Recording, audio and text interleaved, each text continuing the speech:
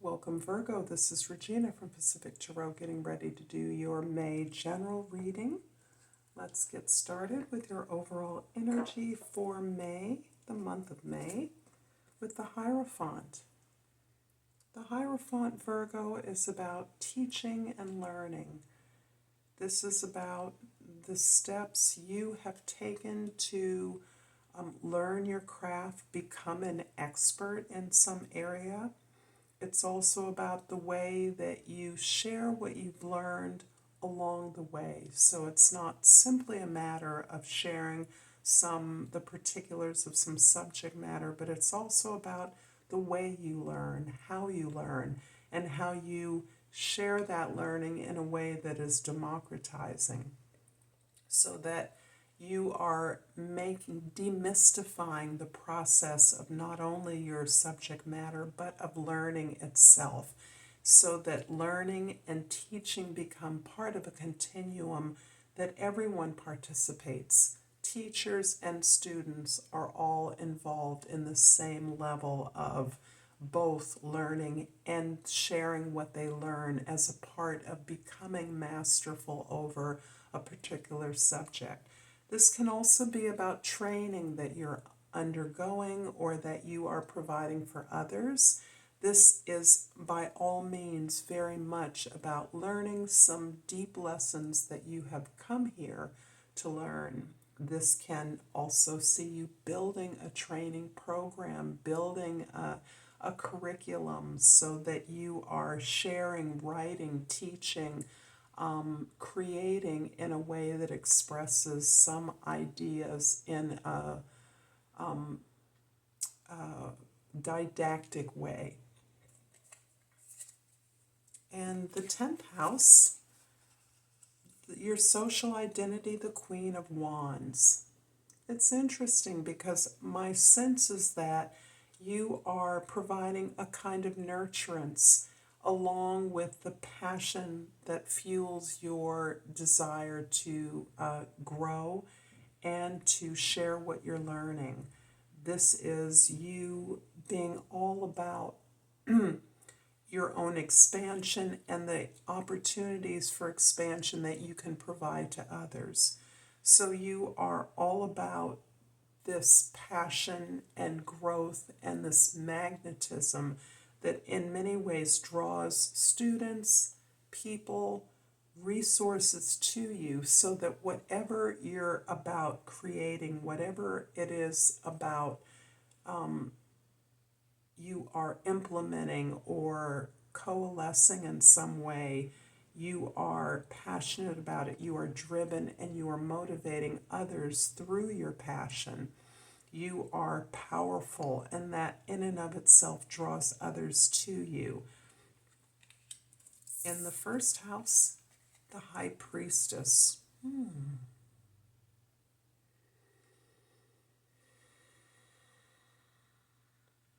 This is about, this may be very particular, but for those of you that are educators or teachers or service providers in some way, you are facilitating a process of reflection, deep reflection. This is one that you are undergoing, and this is why I believe this is connected up with some historical or cultural evidence or expertise that you have, so that you are tapping into some kind of ancestral cultural lineage that you are activating through your knowledge base. You are gaining knowledge about yourself and your community, your tribe, your culture, and you are thinking of ways to disseminate that. You are using that knowledge to reflect on the possibilities that exist for you and on your own growth. So this feels to me to be a powerful message that you are creating. You are not exhibiting it at a personal level, but you are gaining your direction around how this important information is to be shared, how it is to be reflected in what it is you are creating. In the fourth house, the Empress card.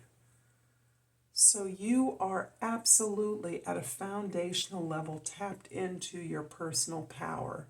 There is a lot about sharing and teaching and learning, but there's also a lot about empowerment and the ability to mimic natural forces as you create, and you receive the rewards of that creation, as in the joy, the sense of satisfaction, the sense of love and harmony that you create and then share back or receive back from others.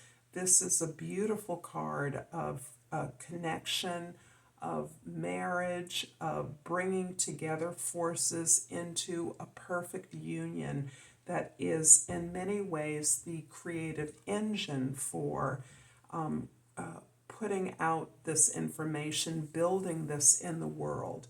This is reflecting a real reflection of who you are and your power to be creative.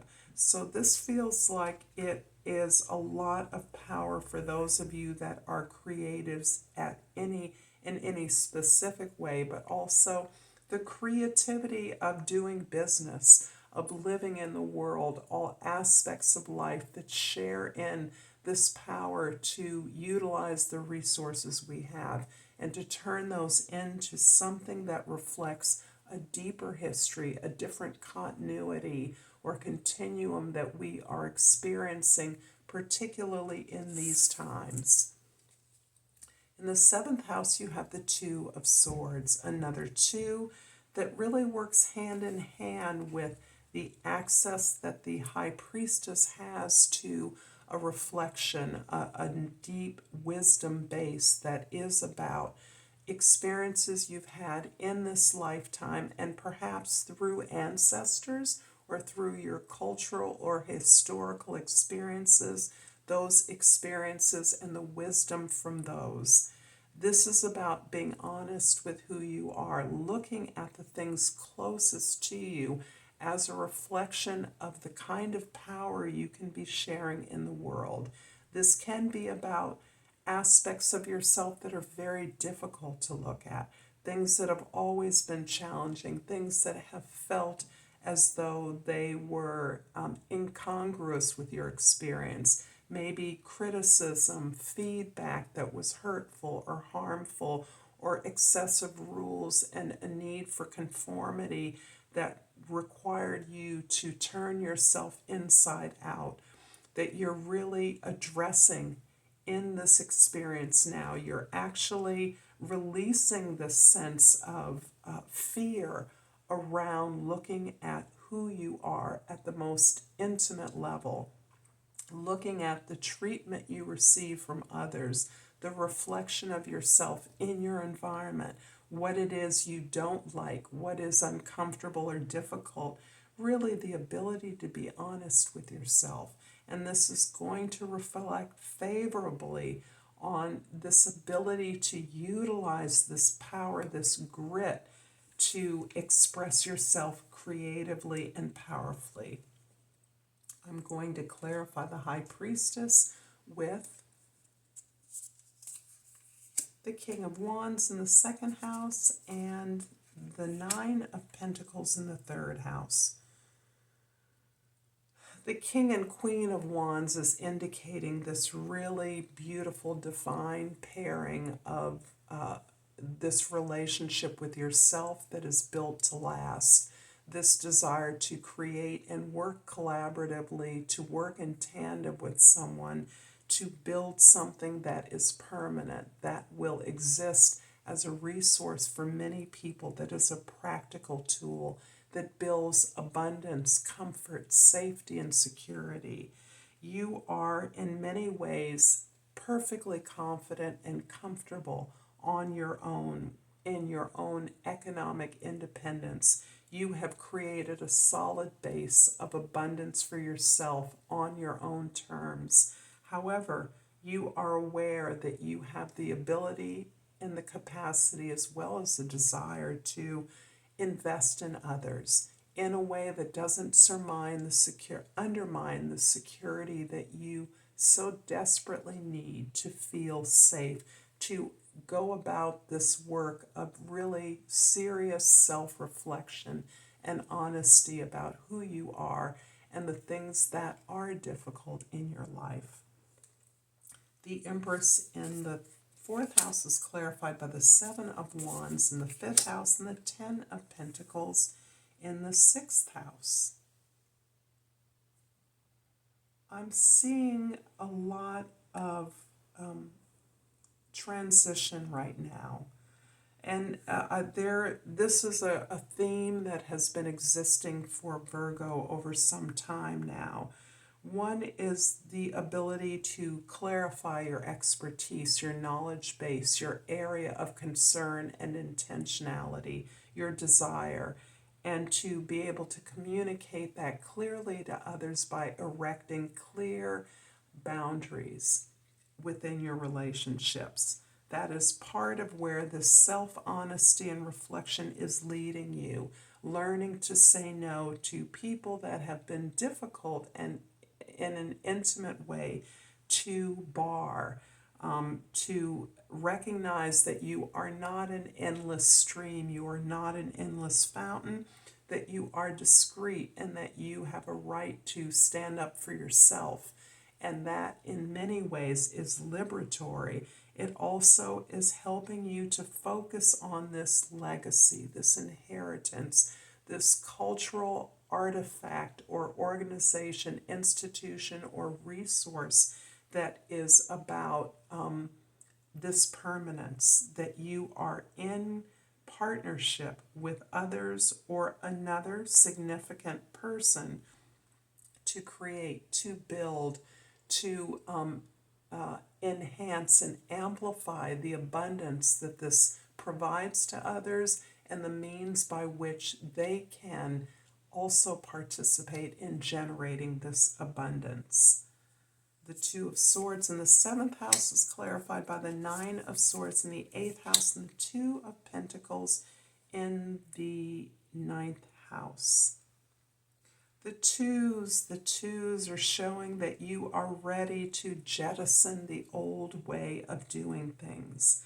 The Nine of Swords really is underscoring what you have had to do in working through your most intimate, meaningful, significant relationships and the resources you share. This ability to be painfully honest with yourself requires this incredible courage that both the king aspect of yourself, the assertive ability and will to assert your needs, and the Queen of Wands, who is ready to receive as a result of this passionate embodiment, are both really able to forge through what is some very difficult behavioral and cultural patterns that are a part of the way your relationships have been proceeding so far, ways in which there is a sense of not being able to say no to those who you believe depend on you. You've been working on this as you are establishing clear boundaries, but you are clear that the way things that you've been doing things in the past is not the way to move forward. If you intend to utilize your resources and invest them judiciously, you must open yourself up to this ongoing reflection and ability to communicate honestly with your own desires and with others who recognize and respect the potential that you see in yourself. The Queen of Wands in the 10th house is clarified by the Three of Cups in the 11th house and the Eight of Pentacles in the 12th house. What's unfolding as a result of all this hard work and vision that you are applying, all of this creative energy, is you are indeed recognizing and celebrating the support that exists. This support is manifesting as a result of this hard work you've done to reflect on who you truly are and what resources you absolutely have. The wisdom of your experiences is coming to the core, and rather than sit back and rest on your ability to do this work, you are digging in deeper to your own personal development. Very clear that this is key to your ability to improve your skills, to develop this creative aspect of your employment, your work, your efforts at sharing resources, building resources, improving your skills, but improving yourself. You are committed to that. You're more committed than ever, understanding that this is what's liberating you from this old pattern of giving your power away, and expecting others to love you in return. So there is a way that you are now celebrating this new knowledge, this new skill, this new empowerment to be creative from a place of love and self-respect.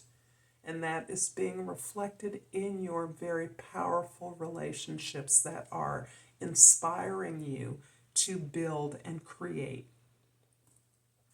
I'm hoping that this is resonating for you, Virgo. If so, please like and subscribe to my channel, Pacific Tarot. I appreciate all of the love and support you give me.